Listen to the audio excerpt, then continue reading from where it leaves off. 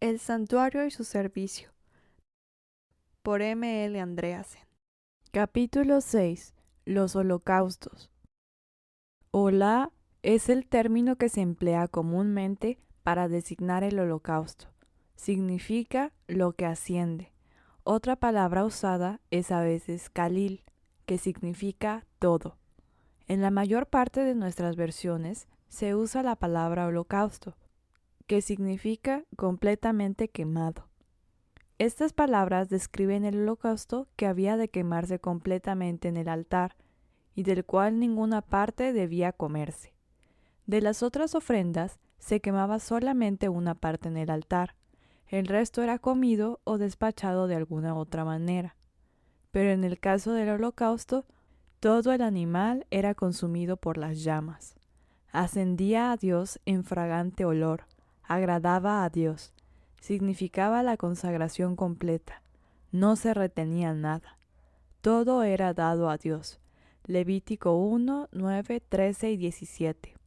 El sacrificio de la mañana y de la tarde era llamado ofrenda continua. No era consumido en un momento, sino que debía de quemarse toda la noche hasta la mañana. El fuego del altar arderá en él. Levítico 6:9, Éxodo 29:42. Durante el día, los holocaustos individuales se añadían al sacrificio regular de la mañana, de manera que había siempre un holocausto sobre el altar. El fuego arderá continuamente en el altar, no se apagará. Levítico 6:13. Los holocaustos individuales eran voluntarios. La mayor parte de las otras ofrendas eran ordenadas. Cuando, por ejemplo, un hombre había pecado, debía traer una ofrenda por ese pecado. Tenía poco que decidir en cuanto a lo que debía de llevar. Casi todo estaba prescripto. No sucedía así con los holocaustos. Eran ofrendas voluntarias y el ofrendante podía llevar un becerro, una oveja, un cordero o palomas, según lo considerase mejor. Levítico 1:3, 10 y 14. En este respecto, diferían de la mayor parte de los otros sacrificios. Los holocaustos eran tal vez las más importantes y características de todas las ofrendas. Contenían en sí mismas las cualidades y los elementos esenciales de los demás sacrificios. Aunque eran ofrendas voluntarias y dedicatorias, y como tales no estaban directamente relacionadas con el pecado, por su intermedio se realizaba la expiación. Levítico 1:4. Job ofrecía holocaustos en favor de sus hijos, porque quizá habrán pecado mis hijos y habrán blasfemado contra Dios en sus corazones. Job 1:5. Se presentan en forma destacada como hechos. En el monte Sinaí, para olor grato, ofrenda encendida a Jehová. Números 28:6. Eran continuos, habían de estar siempre sobre el altar. Levítico 6:9. 16 veces en los capítulos 28 y 29 de Números, Dios recalca que ninguna otra ofrenda había de reemplazar los holocaustos continuos. Cada vez que se menciona otro sacrificio, se declara que es además del holocausto continuo. Esto indica claramente su importancia. Según se ha dicho, el holocausto era un sacrificio voluntario. El ofrendante podía llevar cualquier animal limpio que se usaba generalmente para el sacrificio. Se requería, sin embargo, que el animal fuese macho sin defecto. La persona había de ofrecer de su voluntad a la puerta del tabernáculo de reunión delante de Jehová. Levítico 1:3. Cuando había elegido el animal, lo llevaba al atrio para que fuese aceptado. El sacerdote lo examinaba para ver si cumplía con los reglamentos de los sacrificios y luego de aceptarlo, el ofrendante ponía su mano sobre la cabeza del animal. Posteriormente lo mataba, lo desollaba y cortaba en pedazos. Versículos 4 al 6. Una vez muerto, el sacerdote tomaba su sangre y la rociaba en derredor del altar. Versículos 5 y 11. Después de que el animal había sido cortado en pedazos, las entrañas y las piernas eran lavadas en agua, a fin de sacar toda inmundicia. Inmediatamente, el sacerdote tomaba los trozos y los ponía en su debido orden sobre el altar de los holocaustos, para que fuesen consumidos allí por el fuego, Versículo 9. El sacrificio así colocado sobre el altar incluía todas las partes del animal, tanto la cabeza, las patas como el cuerpo mismo, pero no incluía la piel. Esta se daba al sacerdote oficiante. Levítico 1:8, Levítico 7:8. En el caso de que se ofreciesen palomas, el sacerdote las mataba torciéndoles la cabeza y asperjaba la sangre en el costado del altar. Después de eso, se ponía el cuerpo del ave sobre el altar donde se consumía como el holocausto común al que previamente se le habían sacado las plumas y el buche. Levíticos 1, 15 y 16. Se ofrecían holocaustos en muchas ocasiones, para la purificación de los leprosos, para la purificación de las mujeres después del parto y también por la contaminación ceremonial. En estos casos, se ofrecía una ofrenda por el pecado al mismo tiempo que el holocausto. El primero expiaba el pecado, el segundo demostraba la actitud del ofrendante hacia Dios y su completa consagración. El holocausto se destacaba en la consagración de Aarón y sus hijos, Éxodo 29, 15 al 25 y Levíticos 8, 18, como también en su introducción en el ministerio, Levíticos 9, 12 al 14. También se ofrecía en relación con el voto de los nazarenos. En todos estos casos, representaba una completa consagración del individuo a Dios. El ofrendante se colocaba simbólicamente sobre el altar y su vida era completamente dedicada a Dios. No es difícil ver la relación que hay entre estas ceremonias y la declaración hecha en Romanos 12:1. Así que, hermanos, os ruego por las misericordias de Dios que presentéis vuestro cuerpo en sacrificio vivo, santo, agradable a Dios, que es vuestro culto racional. Hemos de estar completamente dedicados a Dios. Hemos de ser perfectos.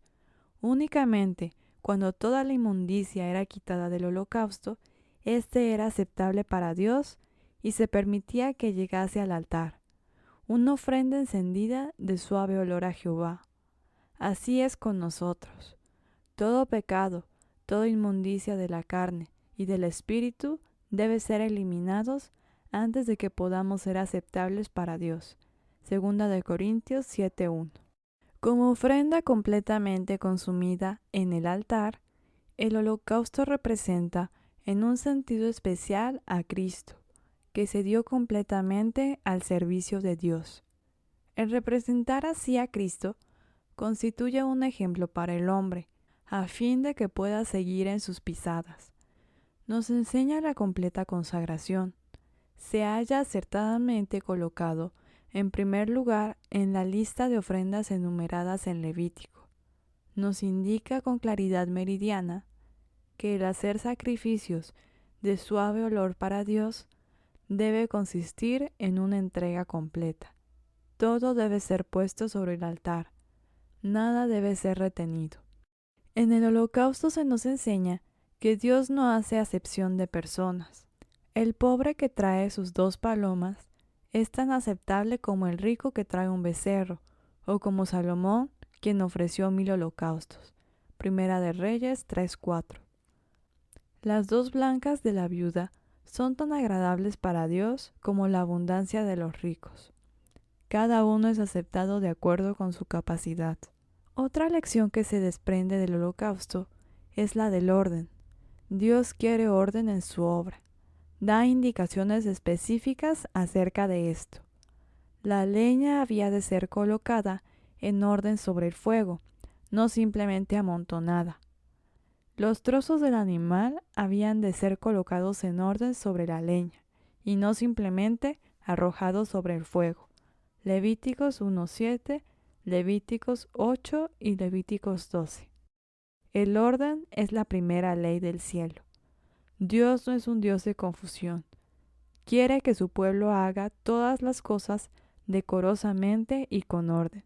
Primera de Corintios 14, 33 y 40. Otra lección importante es la de la limpieza.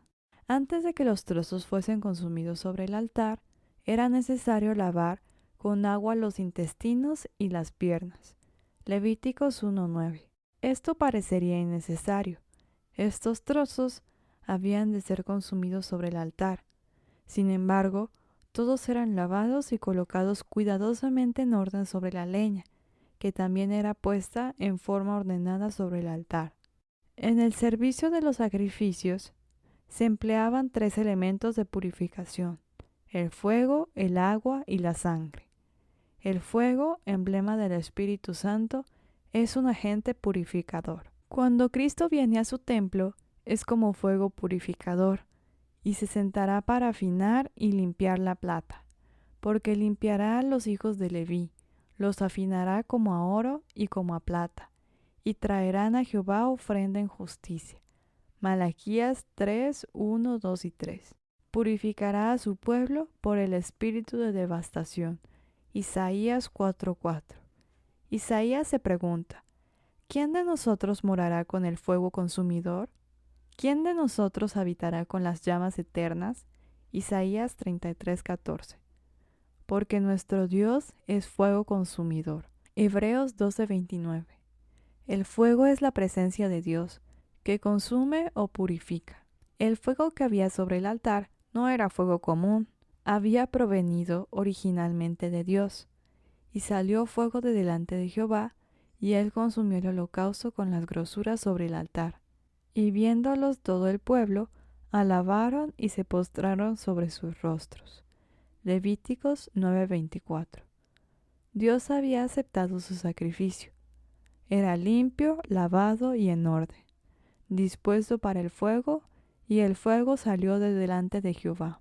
Se supone que a este fuego se lo mantenía ardiendo constantemente, sin permitir que se apagase nunca, y puesto que había venido de Dios, era llamado sagrado en oposición al fuego común, y sólo este fuego sagrado debía ser empleado en el servicio levítico. El agua es emblema del bautismo y de la palabra, 2 agentes purificadores. Cristo amó a la Iglesia y se entregó a sí mismo por ella, para santificarla, habiéndola purificado en el lavamiento del agua por la palabra. Efesios 5, 25 y 26. Nos salvó por su misericordia, por el lavamiento de la regeneración y por la renovación en el Espíritu Santo, el cual derramó en nosotros abundantemente por Jesucristo nuestro Salvador. Se le ordenó a Pablo: bautízate y lava tus pecados. Hechos 22:16. Cuando los trozos del animal ofrecidos como holocausto eran lavados antes de ser puestos sobre el altar, no solo eran un indicio de orden y aseo al pueblo, sino también eran una lección espiritual. Antes que una cosa pueda colocarse sobre el altar, antes que pueda ser aceptada por Dios, debe ser limpia, lavada, pura y santa. En el holocausto, como en todas las ofrendas, la sangre es el elemento vital e importante. Es lo que hace expiación por el alma. El pasaje clásico que trata de esto se halla en Levíticos 17:11. Porque la vida de la carne en la sangre está, la cual os he dado para hacer expiación en el altar por vuestras almas. Porque la sangre, en virtud de ser la vida, es la que hace expiación. Levíticos 17:11. La vida de la carne está en la sangre. Es la sangre la que hace expiación, en virtud de ser la vida. Cuando la sangre era asperjada sobre el altar, y el fuego descendía y consumía el sacrificio, eso indicaba que Dios lo aceptaba como sustituto. Será acepto en favor suyo para hacer expiación por él. Levíticos 1:4. Esta expiación era hecha en virtud de ser la vida que estaba en la sangre. Pero esta sangre, que representaba la vida, era eficaz únicamente después de la muerte de la víctima. Si Dios hubiera querido inculcar la idea de que la sangre como tal era eficaz sin la muerte, lo habría declarado. Cierta cantidad de sangre había sido sustraída de un animal sin matarlo, como se obtiene hoy sangre para transfusiones. La sangre podría haberse obtenido así sin muerte. Pero tal no era el plan de Dios. La sangre no se empleaba hasta que se hubiese producido la muerte. Era la sangre de un ser que había muerto. Se había producido una muerte y la sangre no se usaba sino hasta después de la muerte. Somos reconciliados por la muerte de Cristo y salvos por su vida. Romanos 5:10. No fue hasta que Cristo hubo muerto cuando salió sangre y agua. Juan 19:34. Cristo vino mediante agua y sangre, no mediante agua solamente. Vino mediante agua y sangre. Primera de Juan 5:6. Nunca estaremos recalcando demasiado el hecho de que es interviniendo muerte como recibimos la promesa de la herencia eterna, y de que un testamento con la muerte se confirma, es decir, no es válido entre tanto que el testador vive, y que es necesario que intervenga muerte del testador. Hebreos 9:15 al 17.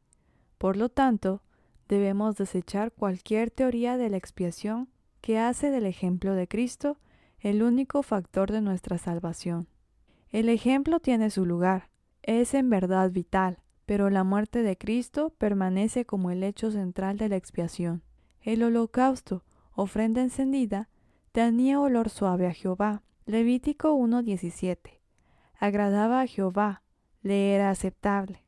Ya se han indicado algunas de las razones por las cuales esto era así, y ahora profundizaremos más en ellas. Como el holocausto era, en primer lugar y ante todo, una figura de la ofrenda perfecta de Cristo, es natural que agradara a Dios. Como el sacrificio debía ser sin defecto, perfecto, así Cristo iba a ser el Cordero sin mancha y sin contaminación, que nos amó y se entregó a sí mismo por nosotros, como ofrenda y sacrificio a Dios en olor fragante. Primera de Pedro 1:19, Efesios 5:2. Cristo representa la consagración completa, la perfecta dedicación, una entrega total a fin de que pudiese salvar a algunos. El holocausto agradaba a Dios porque revelaba el deseo que había en el corazón del ofrendante de dedicarse a Él. El ofrendante decía en efecto: Señor, quiero servirte, me estoy poniendo sin reservas sobre el altar, no retengo nada para mí, acéptame en el sustituto que te ofrezco. Una actitud tal tiene olor suave delante de Jehová. El holocausto era de fragante olor para Dios porque era una ofrenda voluntaria, no era exigida, no era ordenada, ni había de presentarse en momentos estipulados. Si un hombre había pecado, Dios exigía una ofrenda por el pecado, pero Dios no exigió nunca un holocausto. Si un hombre lo ofrecía, era de voluntad. Levíticos 1:3. No había compulsión. Tenía, por lo tanto, mucho más significado que una ofrenda ordenada. Indicaba un corazón agradecido. Los cristianos corren peligro al hacer demasiadas cosas relacionadas con la religión, no porque deseen hacerlas, sino porque es la costumbre o porque se exigen. El deber es una gran palabra, pero el amor es mayor. No debemos reducir el significado del deber, más bien debemos recalcarlo, pero no debemos olvidar que el amor es una fuerza aún mayor, y que debidamente comprendida y aplicada, cumple el deber porque lo incluye. El amor es voluntario, libre. El deber es exigente, compulsor. El deber es la ley, el amor es la gracia. Ambas cosas son necesarias, y la una no debe ponderarse con exclusión de la otra. Como no había compulsión de alguna concerniente al holocausto, era en realidad una ofrenda de amor, de dedicación, de consagración. Era algo que se hacía por añadidura a lo que se requería. Esto agradaba a Dios. Dios ama al dador alegre. Segunda de Corintios 9:7. Algunos parecen interpretar este versículo como si se refiriese a un dador generoso o que entrega recursos abundantes. Aunque esto puede ser verdad, lo que quiere significar es que Dios ama al que da alegremente y de su propia voluntad. El don puede ser pequeño o grande, pero si es ofrecido voluntariamente, agrada a Dios. Será bueno aplicar este principio al cristianismo diario. A veces se nos pide que hagamos cierta cosa, que demos para cierta causa o que ejecutemos una tarea desagradable. Entonces la emprendemos con resignación, creyendo que es en sí mismo algo bueno, pero no manifestamos alegría al llevarla a cabo. Sentimos que debemos hacerla, pero nos sentiríamos tanto más felices si se nos excusase de realizarla. Muchas veces debe desagradar a Dios la actitud que asumimos. Manda a uno de sus ministros con un mensaje, quien nos amonesta a dar, a hacer, a sacrificar, a orar. Pero como no hay respuesta alegre al pedido, este debe ser repetido vez tras vez, hasta que por fin hacemos con tibieza lo que se nos pide que hagamos. Ponemos 10 centavos o 10 pesos en la ofrenda, no porque realmente deseamos hacerlo, sino porque nos avergonzaría que los otros viesen que no estamos participando de esta parte del culto. Hacemos nuestra parte en la recolección para las misiones, no porque nos deleitamos en ese trabajo, sino porque es parte del programa de la iglesia. Indudablemente David era amado por Dios, porque era alegre y voluntario. Había pecado y pecado gravemente, pero se arrepintió tan profundamente como había pecado, y Dios lo perdonó. El suceso dejó una vívida impresión en su mente, y desde entonces sintió el anhelo de agradar a Dios y hacer algo por Él. Fue ese espíritu el que lo indujo a proponerse construir un templo para que Dios morase en él. El tabernáculo erigido en el desierto tenía ya varios siglos. El material con que había sido construido debía hallarse ya en ruinas. Habría agradado a Dios que alguien le construyese un templo, pero decidió no dar a conocer sus deseos, sino aguardar hasta que alguno se acordase de ello por sí mismo. Y fue David quien se acordó, alegrándose de que podía hacer algo para Dios. Sin embargo, no se le permitió construir el templo, pero como una muestra de aprecio por lo que se proponía hacer, Dios le dijo que en vez de que David construyese una casa para Dios, Dios le edificaría casa a David. Primera de Crónicas 17, 6 al 10. En relación con esto, Dios le hizo la promesa de que su trono sería firme para siempre. Versículo 14. Esto halló su cumplimiento en Cristo, quien cuando venga se sentará sobre el trono de David su padre. Lucas 1:32. Esta es una promesa maravillosa e insólita. Abraham, Moisés y Elías son pasados por alto, y el honor se le concede a David.